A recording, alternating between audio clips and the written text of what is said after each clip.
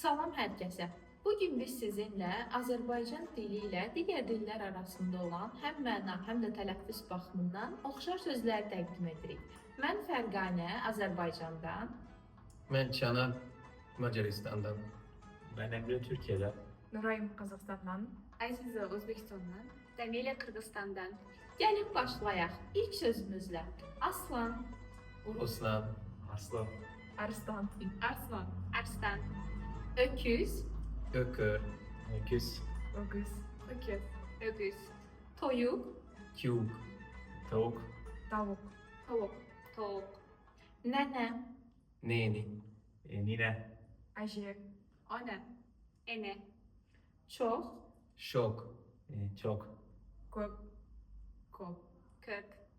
balta, Balta, Balta. Balta. Volta. Balta. çadır, Şator, Çadır. Şatır. Çadır. Çadır.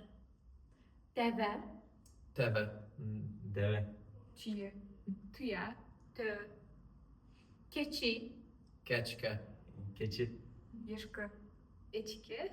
Eçki. buğda, Buza, Buğday. Biday. Buğday. Buğday. arpa, Arpa, Arpa. Arpa. Arpa. Arpa. qəhvə, Kahve, Kahve. Kofe. Kahve. Kofe. qoç, Koş, Koç. qoşqar, Koşkar. Başka. Koçkar. Koçkar. sarı, Şergo, Sarı. Sarı. Sarı. Sarı.